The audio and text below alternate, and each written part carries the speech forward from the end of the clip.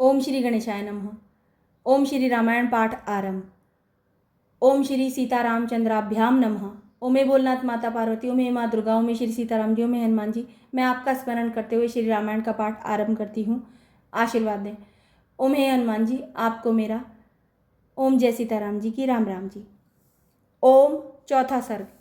ओम महर्षि वाल्मीकि का 24,000 श्लोकों से युक्त रामायण काव्य का निर्माण करके उसे लव कुश को पढ़ाना, मुनिमंडली में रामायण गान करके लव और कुश का प्रशंसित होना तथा अयोध्या में श्री राम द्वारा सम्मानित हो उन दोनों का राम दरबार में रामायण गान सुनाना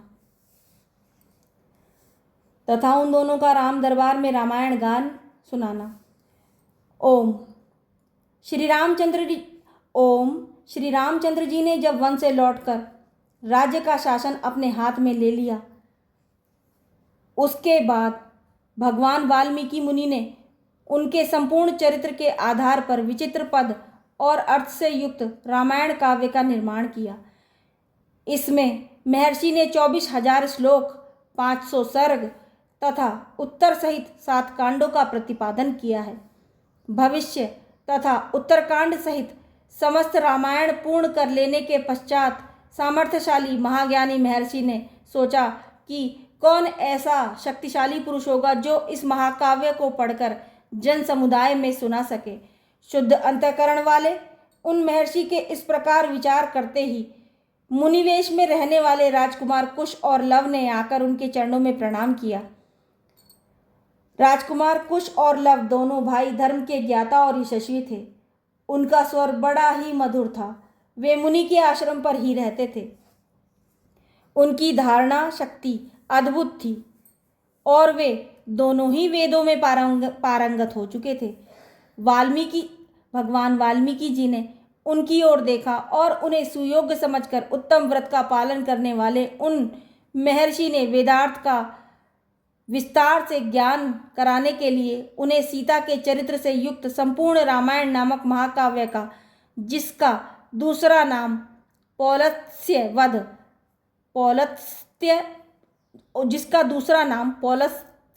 वध अथवा दशानन वध था, अध्ययन कराया।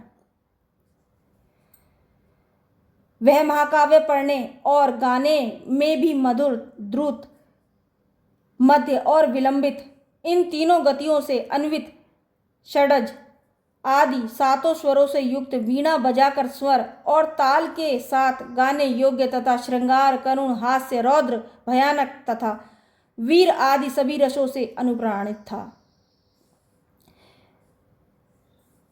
वह महाकाव्य पढ़ने में, गाने में भी मधुर, धूर्त, मध्य और विलंबित, इन तीनों गतियों से अन्वित, षडज आदि 7 स्वरों से युक्त, वीणा बजाकर स्वर और ताल के साथ गाने योग्य तथा श्रृंगार, करुण, हास्य, रौद्र, भयानक तथा वीर आदि रसों से अनुप्राणित है। दोनों भाई कुश और लव उस महाकाव्य को पढ़कर उसका गान करने लगे। वे दोनों भाई गंधर्व विद्या, संगीत शास्त्र के तत्वज्ञ, स्थान और मूर्छना के जानकार, मधुर स्वर से संपन्न तथा गंधर्वों के समान मनोहर रूप वाले थे। सुंदर रूप और शुभ लक्षण उनकी सहज संपत्ति थे। वे दोनों भाई बड़े मधुर स्वर से वार्तालाप करते थे। जैसे बिंब से प्रतिबिंब प्रकट होता है, जैसे बिंब से प्रतिबिंब प्रकट होते हैं, उसी प्रकार श्री राम के शरीर से उत्पन्न हुए वे दोनों राजकुमार दूसरे युगल श्री राम ही प्रतीत होते थे। वे दोनों राजपुत्र सब लोगों की प्रशंसा के पात्र थे। उन्होंने जब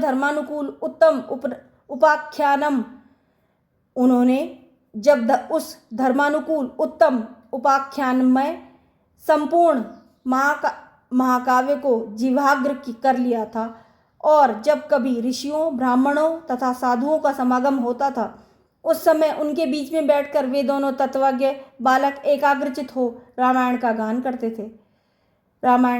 किया करते थे। एक दिन की बात है, बहुत शुद्ध अंतःकरण वाले महर्षियों की मंडली एकत्र हुई थी। उसमें महान सौभाग्यशाली तथा समस्त शुभ लक्षणों से सुशोभित महामनस्वी कुश और लव भी उपस्थित थे। उन्होंने बीच सभा में उन महात्माओं के समीप बैठकर उस रामायण काव्य का गान किया। उसे सुनकर सभी मुनियों की नेत्रों में आंसू भर आए और वे अत्यंत विस्मय विमुग्ध होकर उन्हें साधुवाद देने लगे। मुनि धर्म वत्सल होते हुए तो होते ही हैं। वह धार्मिक उपाख्यान सुनकर उन सबके मन में बड़ी प्रसन्नता हुई। वे रामायण कथा के गायक कुमार कुश और लव की जो प्रशंसा के ही योग्य थे, इस प्रकार प्रशंसा करने लगे। अहो, इन बालकों के गीत में कितना माधुर्य है। श्लोकों की मधुरता तो और भी अद्भुत है। यद्यपि इस काव्य में वर्णित घटना बहुत दिनों पहले हो चुकी है, तो भी इन दोनों बालकों ने इस सभा में प्रवेश करके एक साथ ऐसे सुंदर भाव से स्वर संपन्न राग युक्त मधुर गान किया है कि वे पहले की घटनाएं भी प्रत्यक्ष सी दिखाई देने लगी हैं, मानो अभी अभी आंखों के सामने घटित हो रही हों। इस प्रकार उत्तम तपस्या से युक्त महर्षिगण उन दोनों कुमारों की प्रशंसा करते और वे उनसे प्रशंसित होकर अत्यंत मधुर राग से रामायण का गान करते थे। उनके गान से संतुष्ट हुए किसी मुनि ने उठकर उन्हें पुरस्कार के रूप में एक कलश प्रदान किया। किसी दूसरे महायशस्वी महर्षि ने प्रसन्न हो उन दोनों को वल्कल वस्त्र दिया। किसी ने काला मृगचर्म भेंट किया तो किसी ने यज्ञोपवीत किसी ने काला मृगचर्म भेंट किया तो किसी ने यज्ञोपवीत, एक ने कमंडलू दिया तो दूसरे महामुनि ने मुंज की मेखला भेंट की, तीसरे ने आसन और चौथे ने कौपीन प्रदान किया। किसी अन्य मुनि ने हर्ष में भरकर उन दोनों बालकों के लिए कुठार अर्पित किया। किसी ने गेरुआ वस्त्र दिया तो किसी मुनि ने चीर भेंट किया। किसी दूसरे ने आनंद मग्न होकर जटा में बंधने के लिए रस्सी दी तो किसी ने समिधा बांधकर लाने के लिए डोरी प्रदान की। एक ऋषि ने यज्ञ पात्र दिया तो दूसरे ने काष्ठभार समर्पित किया। किसी ने गूलर की लकड़ी का बना हुआ पीड़ा अर्पित किया। कुछ लोग उस समय आशीर्वाद देने लगे, बच्चों, तुम दोनों का कल्याण हो। दूसरे महर्षि प्रसन्नतापूर्वक बोल उठे, तुम्हारी आयु बढ़े। इस प्रकार सभी सत्यवादी मुनियों ने उन दोनों को नाना प्रकार के वर दिए। महर्षि वाल्मीकि द्वारा वर्णित यह आश्चर्यमय काव्य परिवर्ती कवियों के लिए श्रेष्ठ आधारशिला है। श्री रामचंद्र जी के संपूर्ण चरित्रों का क्रमशः वर्णन करते हुए इसकी समाप्ति की गई है। संपूर्ण गीतों के विशेषज्ञ राजकुमारों, यह काव्य आयु एवं पुष्टि प्रदान करने वाला तथा सबके कान और मन को मोहने वाला मधुर संगीत है। तुम दोनों ने बड़े सुंदर ढंग से इसका गान किया है। एक समय सर्वत्र प्रशंसित होने वाले राजकुमार कुश और लव अयोध्या की गलियों और सड़कों पर रामायण के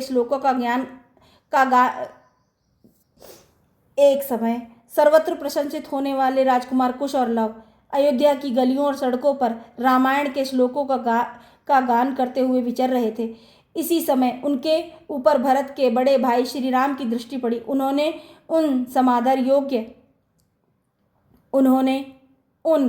समादर योग्य बंधुओं को अपने घर बुलाकर उनका यथोचित सम्मान किया। तदंतर शत्रुओं का संहार करने वाले श्री राम स्वर्णमय दिव्य सिंहासन पर विराजमान हुए। उनके मंत्री और भाई भी उनके पास ही बैठे थे। उन सब के साथ सुंदर रूप वाले उन दोनों विनयशील भाइयों की ओर देखकर श्री रामचंद्र जी ने भरत, लक्ष्मण और शत्रुघ्न से कहा, ये देवताओं के समान तेजस्वी दोनों कुमार विचित्र अर्थ और पदों से युक्त मधुर काव्य बड़े सुंदर ढंग से गाकर सुनाते हैं। तुम सब लोग इसे सुनो।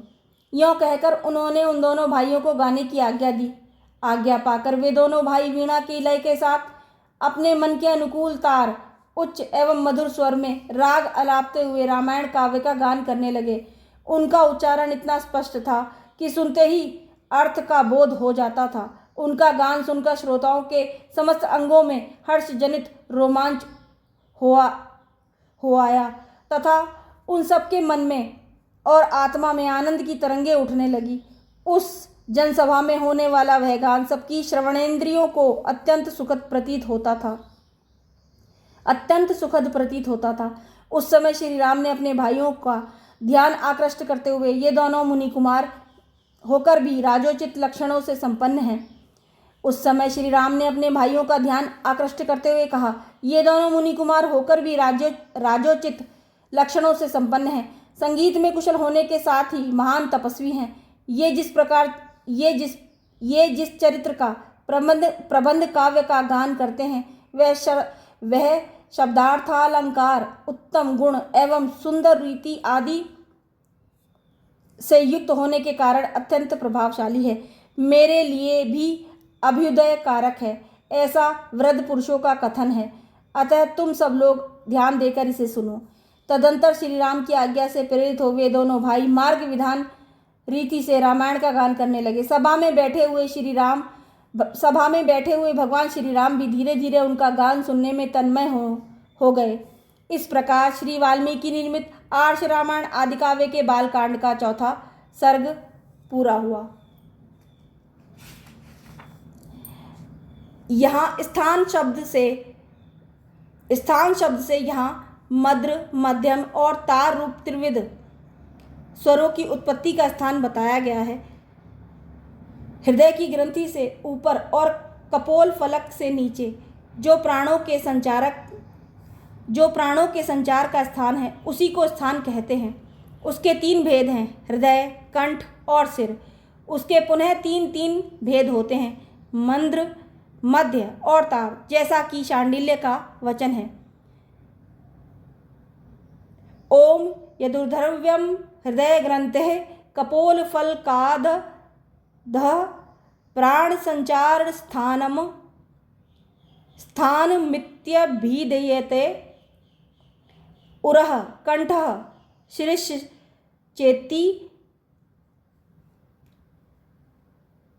शिरिश्चेति तत्पुनिस्त्रिविधं भवेत्, मंद्रम मध्यम च तारम च।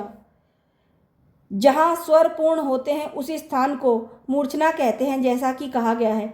ओम यत्रैव स्यु स्वरः पूर्णा मूर्छना सेत्युः दाह्यता। ओम वैजंती कोश के अनुसार वीणा आदि के वादन को मूर्छना कहते हैं। ओम वादने मूर्छना प्रोक्ता।